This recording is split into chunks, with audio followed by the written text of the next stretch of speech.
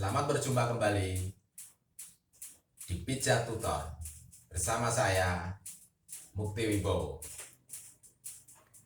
Pada kesempatan kali ini kita akan berdiskusi mengenai penanganan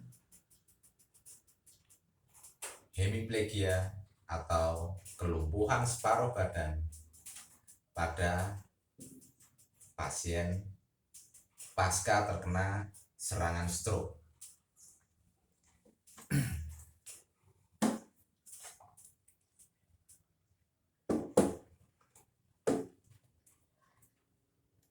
Hemiplegia atau paralisis sebagian dari tubuh kita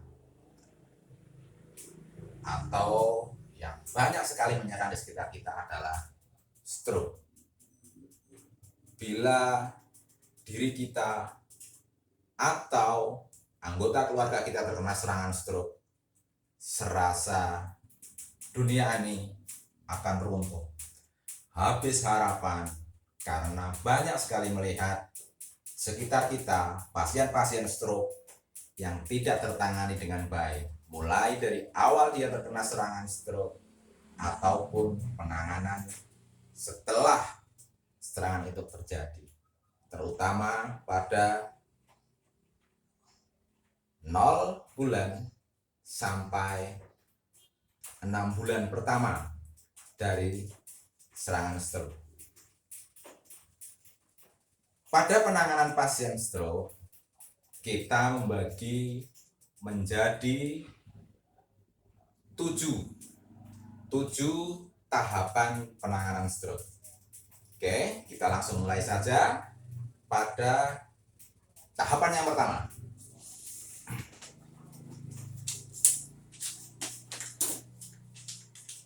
Tahapan ini adalah tahapan pertama kali sekali saat seseorang terkena serangan stroke, yaitu no voluntary movement initiated. Tahapan ini ditandai dengan ketidakmampuan pasien stroke untuk melakukan gerakan apapun. Dia akan lemas, terkulai, tak berdaya, dan seolah-olah dia lumpuh total. Tapi sebenarnya tidak. Pada tahapan ini adalah tahapan kritis bagaimana kita menangani pasien stroke. Jika anggota keluarga kita atau diri kita terkena stroke, secepatnya, bila mengalami ini secepatnya, sekali lagi, secepatnya harus dibawa ke instalasi pelayanan medis, baik itu ke rumah sakit atau dokter, agar mendapatkan penanganan yang tepat pada tahap pertama ini. Tahapan ini harus dievaluasi, harus dianalisa oleh dokter-dokter yang ahli, baik itu dokter saraf ataupun dokter penyakit dalam atau dokter internis. Penyebab stroke kebanyakan dipengaruhi oleh 2 hal yang sering terjadi sekali, yaitu adanya penyumbatan pembuluh darah ataupun pecahnya pembuluh darah. Hal ini biasanya dipengaruhi oleh 2 penyakit utama, yaitu penyakit gangguan tekanan darah tinggi ataupun adanya kolesterol yang tinggi yang menyumbat pembuluh darah. Pada tahapan ini pasien akan tidak berdaya. Maka ini semua harus kita serahkan kepada yang memang benar-benar ahli, yaitu di pihak rumah sakit atau tenaga medis yang lain. Setelah selesai pada tahapan ini, kita akan masuk pada tahap yang kedua, yaitu mulai terjadinya kekakuan.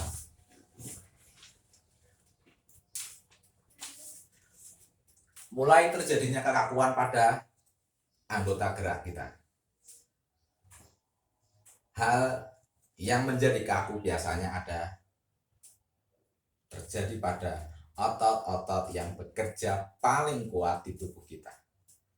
yaitu untuk bagian tubuh atas biasanya adalah otot bicep, bicep brachii. Bicep ini adalah otot yang paling kuat di area ekstremis atas kita, ekstremitas atas. Jadi alat gerak atas yang paling kuat ototnya adalah otot bicep. Makanya otot inilah yang paling sering mengalami kekakuan, spasticity. Makanya orang terkena stroke biasanya akan menarik tangannya ke dalam, tertarik seperti ini. Untuk bagian ekstremis bawah, yaitu pada kaki, biasanya yang paling terjadi adalah otot yang di depan paha ini, otot quadriceps.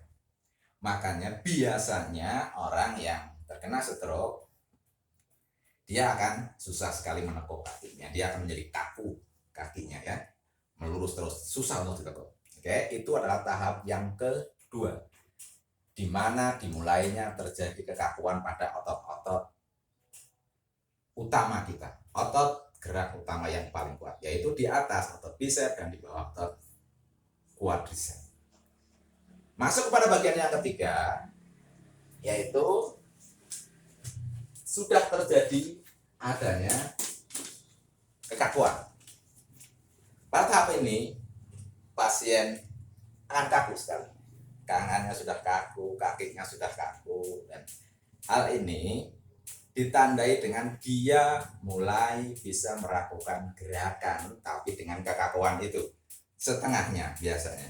Oke, dia akan mulai bisa bergerak tangannya walaupun tidak sampai ke atas, dia akan bergerak, tapi dia tetap pada posisi spasticity. Itu tahapan yang ketiga. Oke, dia ada gerakan tapi masih kaku. Oke, itu bagian yang ketiga. Untuk yang keempat, biasanya pasien sudah mampu melakukan gerakan dan hampir menyerupai ROM. Jadi tahapan ROM-nya dia akan tercapai. Semisal untuk tangan, dia akan bisa bergerak sampai ke atas. Oke, tapi spastisnya masih terjadi. Makanya dia tidak bisa lurus ke atas. Oke, pada tahapan ini otot-ototnya sudah mulai bisa bekerja, tetapi belum lepas dari kekakuan ototnya. Spastisnya masih terjadi. Oke, tahapan inilah tahap-tahap kritis bagaimana kita menangani pasien stroke agar bisa kembali bergerak. Pada yang keempat ini, pergerakan-pergerakan dari pasien masih terlihat dengan jelas, sudah bisa terlihat dengan jelas. Sisi yang sehat sudah mampu untuk berdiri, tapi masih kaku. Dia biasanya akan berjalan dengan yang kanan masih kakinya masih lurus, susah untuk ditekuk, tapi dia masih bisa berjalan dengan baik. Oke, dengan kekakuan sebelah dia akan bisa bergerak. Oke, untuk tahap selanjutnya, tahap bagaimana seorang pasien stroke mulai bisa mengurangi tingkat kekakuannya. Kekakuannya mulai bisa hilang, dia bisa mulai bergerak dengan baik. Oke, tapi masih sangat kaku. Oke, jadi dia bisa mengangkat ke atas dan dia mulai bisa menggerakkan tangannya. Oke. Untuk kakinya dia sudah mulai bisa menarik kakinya untuk ke atas, ya. Dia akan menarik kaki ke atas, ya. Mulai bisa mengangkat, ya. Sudah terjadi, dia bisa mengangkat telapak kakinya, dia bisa mengangkat telapak pada saat dia mulai berdiri. Okay. Tahapan kelima ini sangat penting karena disinilah kita bisa menentukan proses recovery-nya menjadi berhasil atau tidak. Karena pada sesi yang kelima ini, pada tahapan yang kelima, okay, Di situ akan banyak sekali kita lakukan latihan-latihan, cara-cara stretching, ataupun untuk pemulihan-pemulihan, menguatkan otot, dan lain sebagainya. Selanjutnya, pada sesi atau pada tahapan yang keenam, terjadi pasien bisa mampu menggerakkan sendinya, menggerakkan ototnya secara terpisah. Jadi dia mulai bisa menggerakkan tangan, mulai menggerakkan kaki sesuai dengan masing-masing gerakan dari otot. Misal dia mau menekuk tangan, gerakan fleksi, dia mampu. Dia mampu menggerakkan tangan untuk ekstensi, dia mampu juga untuk itu. Terus dia mulai bisa memisahkan antara gerakan-gerakan yang berlawanan. Sendi bahunya fleksi, sendi lututnya ekstensi. Gerakan-gerakan yang berlawanan ini adalah tanda dari mulai menghilangnya kekakuan atau kekakuan pada tubuh. Selanjutnya, untuk tahap yang ketujuh adalah tahap penguatan otot total. Sampai kita bisa melakukan gerakan-gerakan normal sebagaimana layaknya sebelum terkena serangan stroke. Oke, sekiranya cukup sekian dari saya pada pembahasan tahapan bagaimana kita menangani orang stroke. Pengenalan ini untuk memahami apa yang harus kita lakukan pada penderita. Seandainya keluarga kita atau siapa saja saudara kita yang terkena serangan stroke, jangan berputus asa, karena stroke masih bisa ditangani dengan baik, dengan penanganan yang baik, dengan fisioterapi yang baik, dengan pemijatan yang baik. Pasien stroke masih berpeluang untuk sembuh kembali dengan baik. Jangan berputus asa. Stroke bukanlah akhir dari dunia, bukan akhir dari kehidupan. Mari kita berjuang bersama melawan stroke ini. Stroke, sebuah penyakit yang sangat menakutkan. Kerjasama dari semua